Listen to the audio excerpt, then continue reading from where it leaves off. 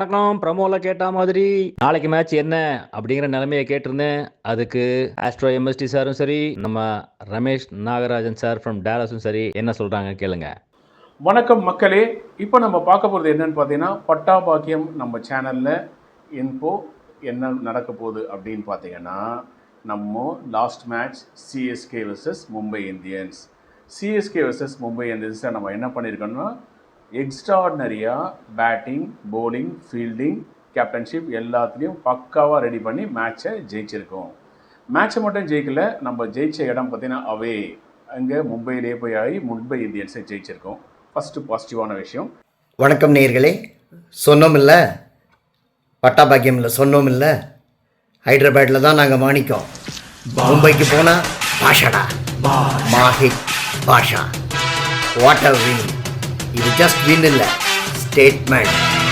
நம்ம சேட்டன் சாம்சன் வச்சு சஞ்சுட்டான் சஞ்சு ஒருவன் நினைத்து விட்டால் சிஎஸ்கேக்கு தடையும் இல்லை. சஞ்சு ஒருவன் நினைத்து விட்டால் சிஎஸ்கேக்கு தடையும் இல்லை. எப்படி போட்டாலும் அதை அடிப்பேன் நான். சுடும் போலர்களை தினம் ஒழிப்பேன் நான். சஞ்சு ஒருவன். செகண்ட் விஷயம் பார்த்தீங்கன்னா, நம்ம டேபிளில் லாஸ்ட் 5 இருந்து இப்போது ஃபஸ்ட்டு 5க்கு மூவ் ஆகிருக்கும். அதுவும் ஒரே ஒரு மேட்ச்சில் ஜெயிச்சது என்ன ஆயிருக்குன்னா, ரன் ரேட் அடித்து தள்ளிட்டு மேலே போய் டாப் 5க்கு வந்துட்டோம். ஸோ இது வந்து பாசிட்டிவான விஷயங்கள். இதில் மெயினாக பார்த்தீங்கன்னா, பேட்டிங் எக்ஸலண்ட்டாக பண்ணாங்க, ப்ளஸ் போலிங் சூப்பர், ஃபீல்டிங் அங்கங்கே கொஞ்சம் மிஸ் பண்ணாலும் அதுவும் எக்ஸலண்ட்டாக பண்ணி பக்காவாக மேட்சை ஜெயிச்சிருக்கோம். இந்த பாசிட்டிவ் அப்ரோச்சை தான் நம்ம ஸ்டார்டிங்லேருந்து சொல்லிட்டு வந்திருக்கோம். அது இப்போ நடந்திருக்கு. Well and good. It's very good to C Ruturaj trusting the spinners. ஆமாம், ஆக்சுவலாக அந்த அகில் ஹுசைனுக்கு அந்த பவர் பிளேயில் போலிங் கொடுத்ததும் சரி, அப்புறம் அந்த பவுலர்ஸ் ரொட்டேஷனும் சரி, அப்புறம் நம்ம நூரையும் இவரையும் கரெக்டாக யூஸ் பண்ணதும் சரி. ருத்தப்பா நிஜமாகவே கேப்டன்சியில் கொஞ்சம் கெத்தப்பா சூப்பராக பண்ணார் இந்த டைம். நல்ல எனர்ஜி. அகில் ஹுசைன் என்ன பிரமாதமாக போலிங் போட்டார், எஸ்பெஷலி அந்த பவர் பிளேயில். He completely silence the Mumbai crowd. ஆக்சுவலாக அகில் ஹுசைன் ஆயிட்டார்.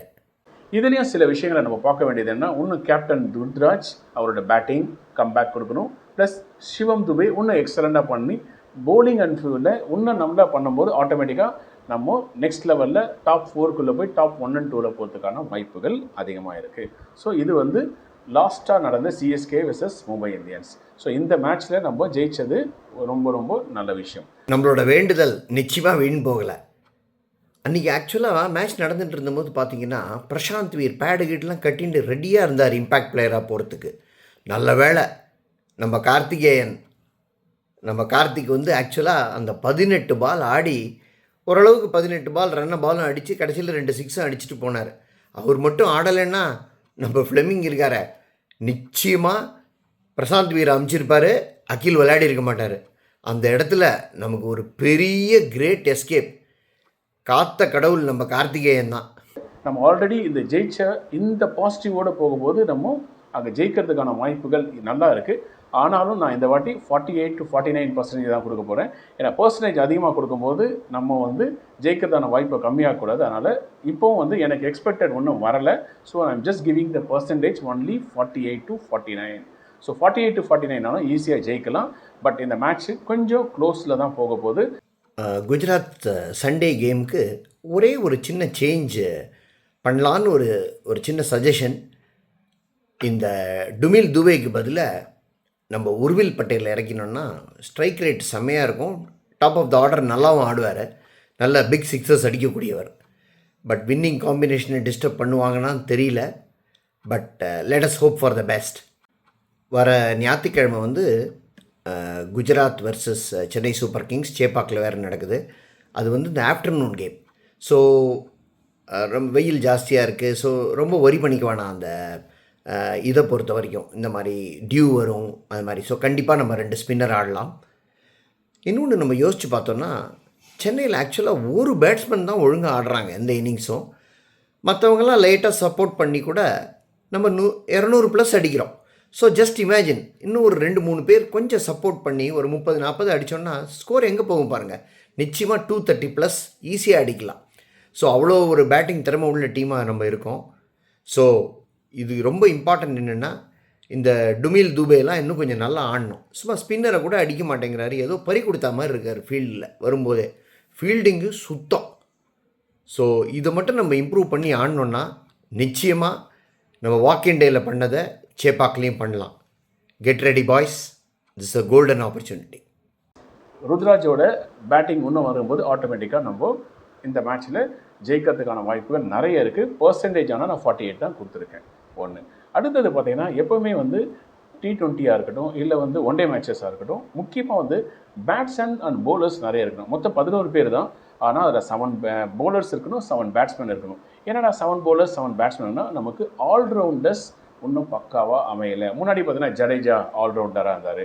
ஸோ இந்த மாதிரி ஆல்ரவுண்டர்ஸ் கம்மியாகும். ஸோ ஆல்ரவுண்டரோட கான்ட்ரிபியூஷனாக அட்லீஸ்ட் ஒரு 5 பவுலர்ஸ் ப்ளஸ் எக்ஸ்ட்ரா ஒரு பவுலர் இருக்கணும், இல்லை ஒரு 2 பவுலர்ஸ் இருக்கும்போது இன்னும் நல்லாயிருக்கும். ப்ளஸ் பேட்ஸ்மேனில் எந்த பிரச்சனையும் இல்லை. ஸோ இந்த ஒரு பாயிண்ட்டையும் நம்ம பார்க்க வேண்டியது. இதுதான் நம்ம இந்த எபிசோடில் சொல்கிற விஷயம். என்னன்னு பார்த்தீங்கன்னா, நெக்ஸ்ட் மேட்ச் 48 to 49% இன்னும் நல்லா கான்சன்ட்ரேட் பண்ணால் we are going to win more. Thank you. அருமை அருமை அருமை. ஆஹா ஆஹா, சூப்பர் சார். 48%க்கு மேலே சொன்னால் வம்பாவுன்னு சொல்லிட்டு 48 மட்டும் கொடுத்துருக்கீங்க. போதும், ஒரு பானை சோறுக்கு ஒரு சோறு பதங்கிற மாதிரி இந்த பாயிண்ட்ஸை வச்சுக்கிட்டு நாளைக்கு கலக்கிடுவோம்ல. என்ன சிஎஸ்கே ஃபேன்ஸ், கலக்கலாமா?